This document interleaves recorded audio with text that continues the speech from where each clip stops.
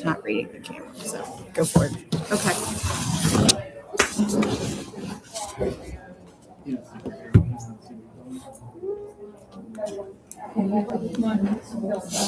Welcome, everybody, to our last Bard Blount event for 2026. Can you hear me? Okay. I can get closer to the microphone if I could. I see a lot of my students, so you know I can be loud. Okay. If it gets quiet, let me know. I can lean in. So, welcome. This is the last of our 4 presentations. I am going to be referring back to a lot of what has been covered so far because all of this works together. All of these ideas just kind of thread together, and I love that part. So there are so many reasons why we want to look at Shakespeare's plays. And you'll see here, I'm kind of making an argument for good literature can mean different things in different time periods. It can mean different things to different people. And I think Henry V is an excellent example of that. So we have our lovely picture of Henry, and this idea of, is he a superhero or is he a supervillain? Or maybe somewhere in between. No? Okay. I will try to leave it. So, go for this. There we go. So, we're going to start with Henry as the superhero because this is how he was thought of for most of the history of the performance of this play. Because for most of this, England was at the center of the world, okay, not physically, geographically, but the British Empire was everywhere for good or for bad. But with all of this, Henry V was one of their major kings that they can look back at and say there's this legacy of greatness with England. And Shakespeare's play and the way that Shakespeare depicted Henry V has a lot to do with how we see him. And in this play, if you were here on Tuesday, Dr. Rivers talked about this famous speech, we happy few, we band of brothers, and trying to get everybody to work together. It's a great example of leadership. The play is also famous for Henry's speech about once more unto the breach. See if it will work. No. Okay, there we go.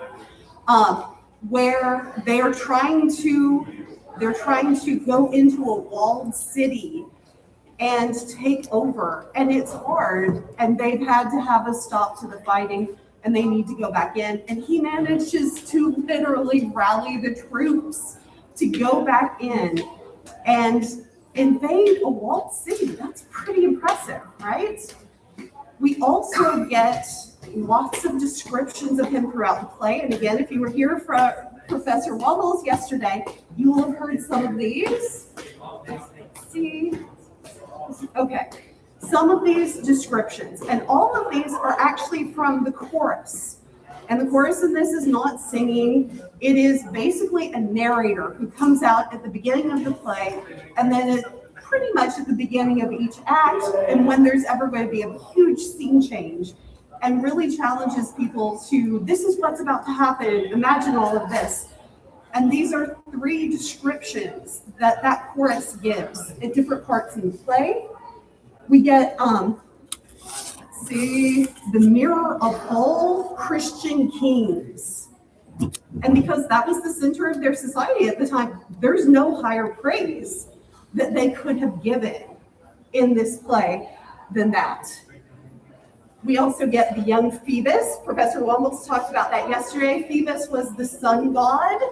So he is shining light everywhere he goes. He is inspiring people, bringing them together.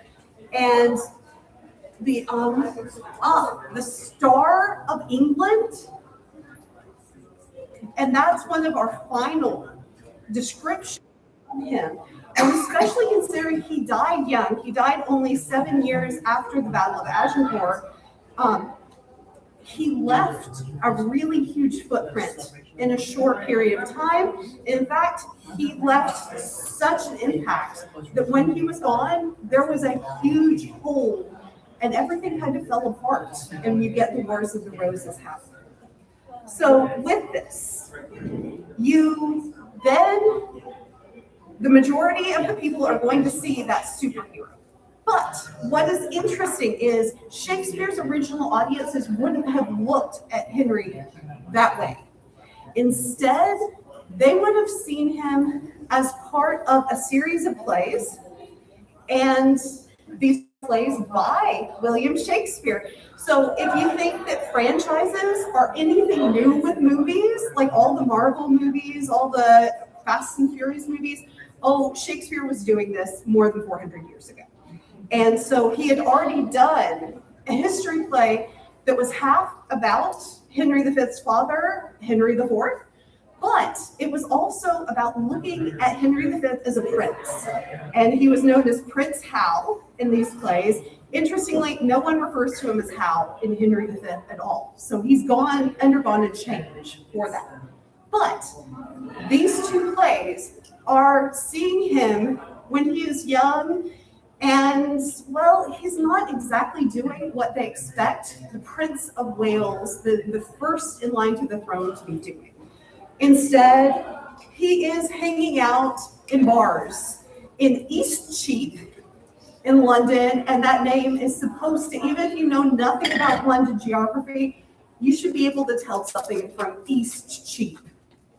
This is not the nice section of London. He is hanging out in brothels, he's hanging out in pubs, and he is hanging out with unsavory people. And so everyone is absolutely horrified, scandalized that their prince, the next in line to the throne, is doing this. And by the way, his father is only king because he dethroned Richard II and made a good case for himself being king. So his son being this dodgy, this is kind of a warning sign.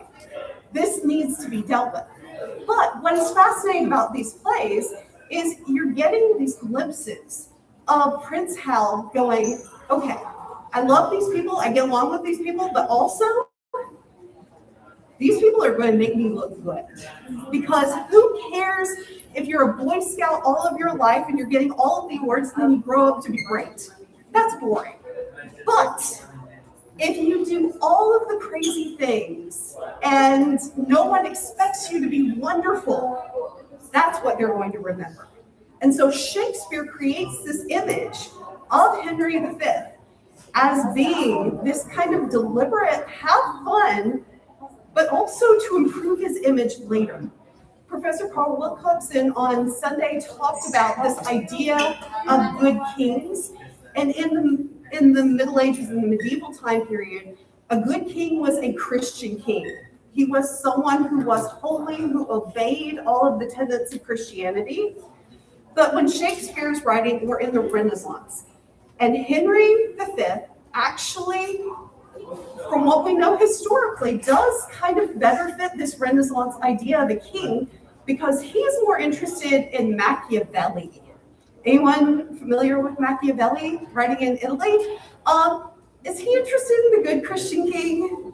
No. This is the guy who brought us, like, keep your friends close, keep your enemies closer, and how to maneuver your way to success. So that is what Shakespeare tells us. And even when he is hanging out with all of his friends, by the way, he has a second father figure. Obviously, one is the pious King Henry IV, who now feels really guilty because after he overthrew Richard, somebody just did away with Richard.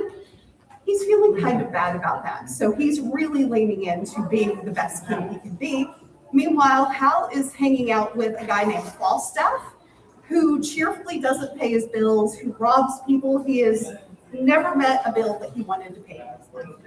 So it's showing two very different father figures. And actually in this scene, you get Falstaff pretending to be the king as Prince Hal is talking to him about Falstaff.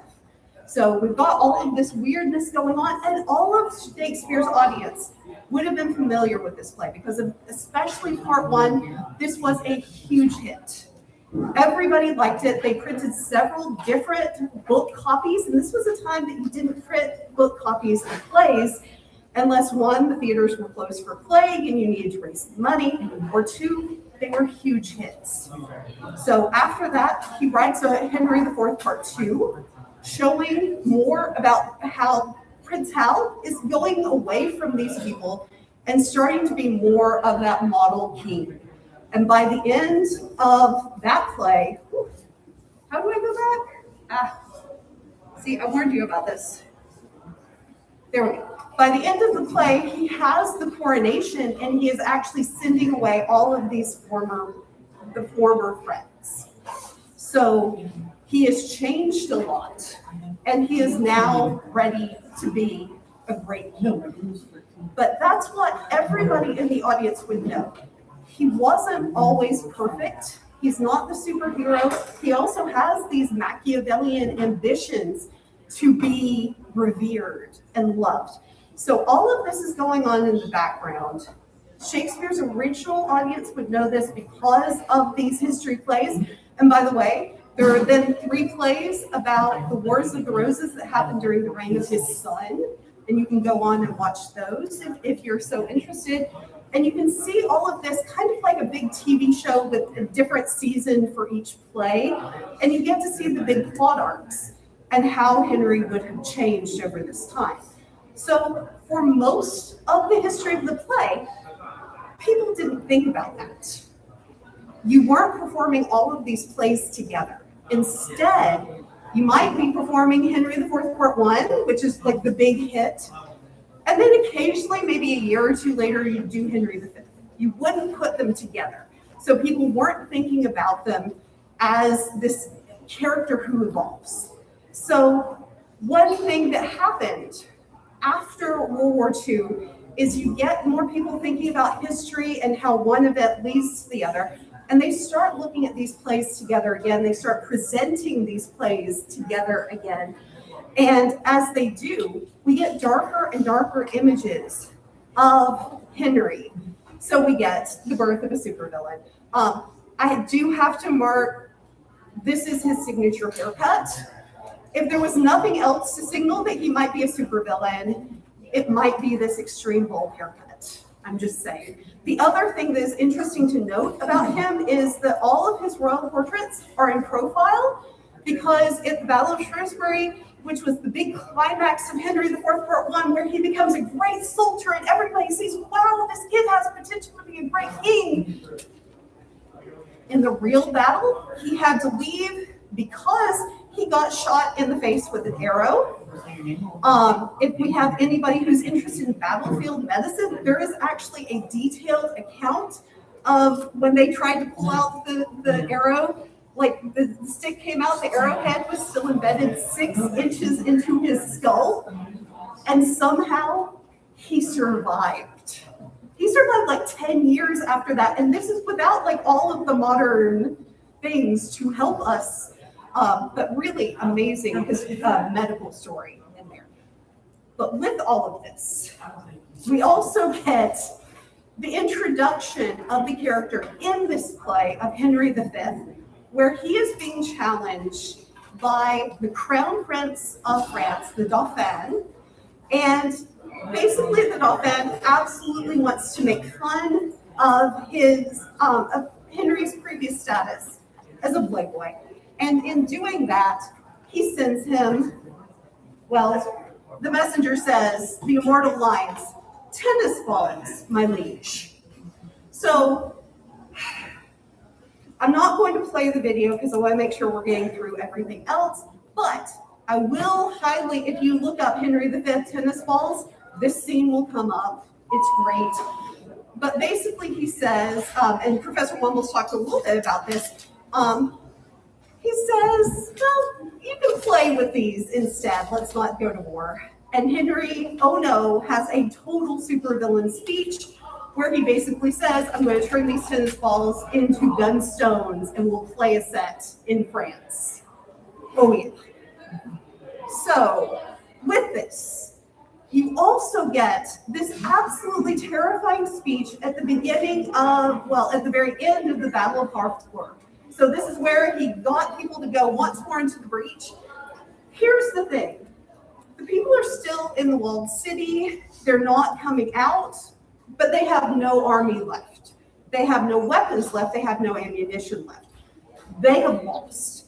And rather than being nice to them, we get this long speech, and I'm going to give a couple of excerpts from it, because this is what the King of England says to the people in this walled city. And beware, this is dark.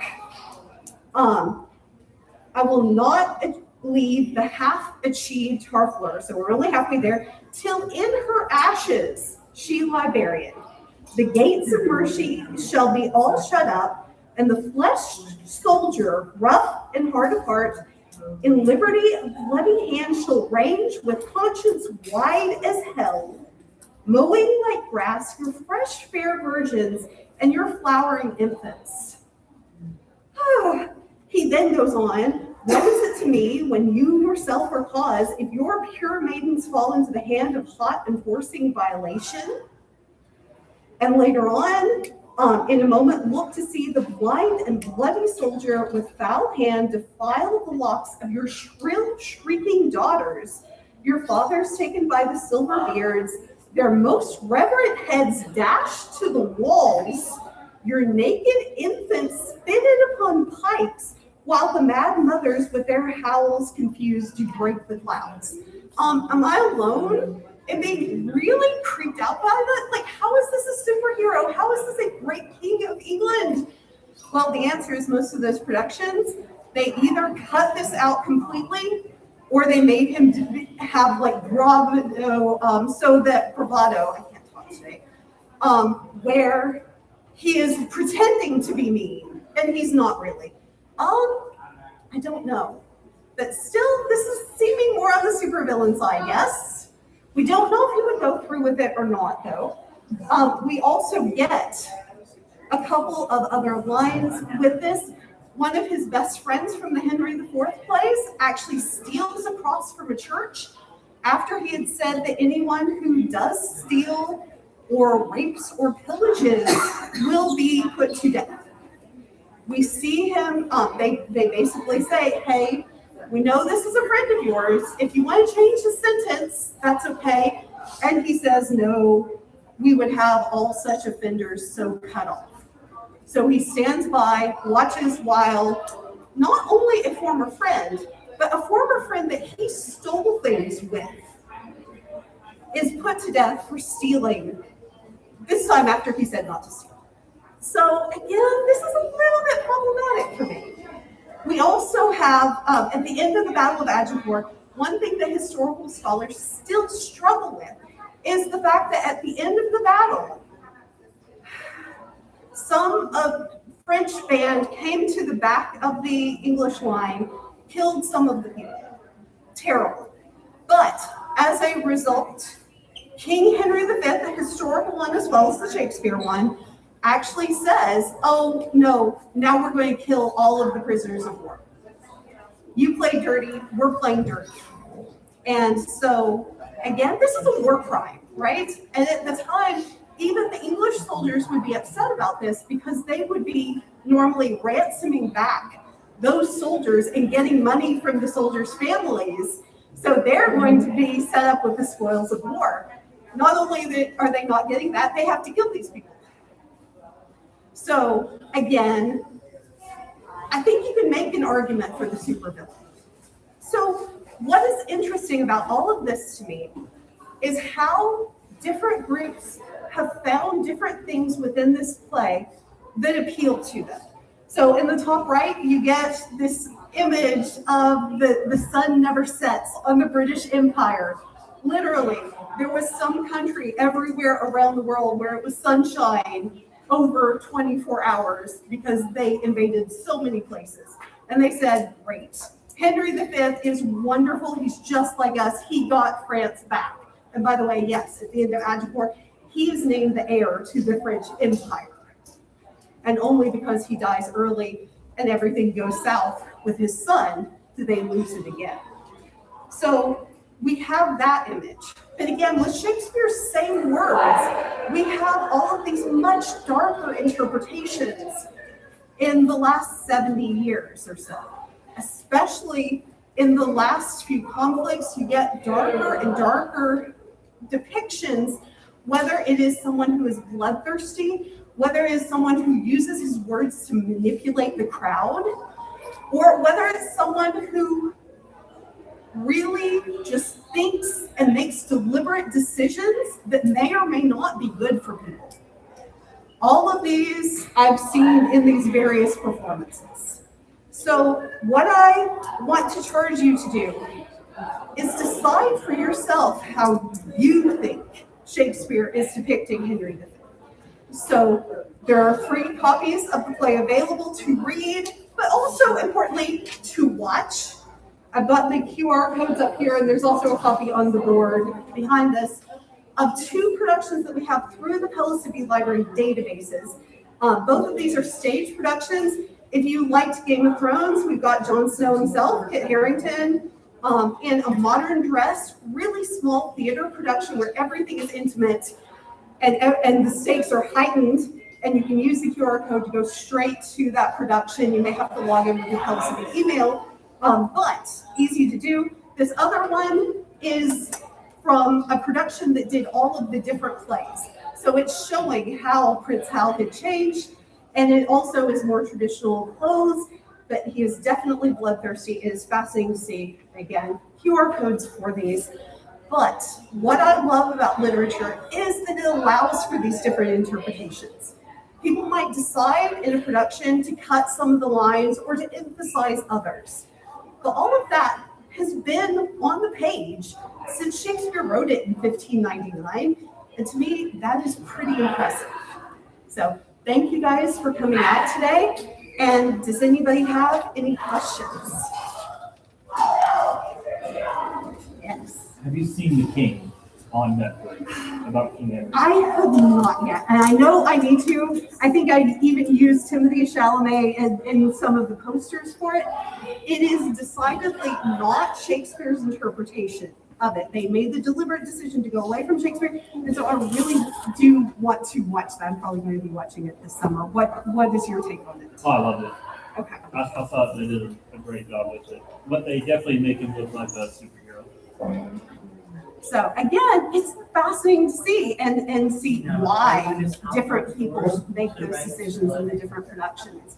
I also recommend, sadly it's not available through the databases, but in 2012, to coincide with the Olympics, they Sam Mendes, who directed a lot of really amazing things, also American Beauty, I don't know if that one's still amazing or not, but put out a series of TV movies, and Tom Hiddleston was Prince Hal and Henry V, so Loki from all the Marvel movies, and he does a really fascinating job with the kind of in-between. So it's interesting to see different directors and why they're making those decisions. Any other questions? Well, what is your opinion? I think it is messy, and there's a reason why Superman is not always the most fascinating character, because he's nice. I do like that last movie and what they did with him being nice, but it's more interesting if he's got some messiness with that. And let's face it, England has a lot of messiness in its history, and it's interesting to see that reflected in what they choose to bring in from it. Yes. Do you feel like his advisors play a bigger role behind the scenes than what we see? On Friday. For most kings, definitely yes. In the way Shakespeare portrays him, he is the one who is wanting to go to war in France, and actually has a really shaky claim, and the Archbishop of Canterbury comes in and has a speech that is over 80 lines trying to justify his claim to this, and then keeps on going because he thinks people aren't completely convinced. So it's one of these really shaky things, but because not everybody's getting along in England, let's go to war in France. That'll bring everybody together, rah-rah. So in this particular case, I don't think it was his advisors. I think it was him making the decision, But in so many other cases, I think it definitely is. And if you look at the play Richard II about his father taking over the throne to become Henry IV, that definitely has a lot of advisors going on. I will also let you know, if you like watching Shakespeare in person, Knoxville Shakespeare, that does productions at IAMS, used to do things in Market Square. They are actually going to be putting on Henry V and Merry Wives of Windsor, which is a comedy that has Falstaff, the other father figure, this summer. So feel free to come. Thank you guys so much for attending.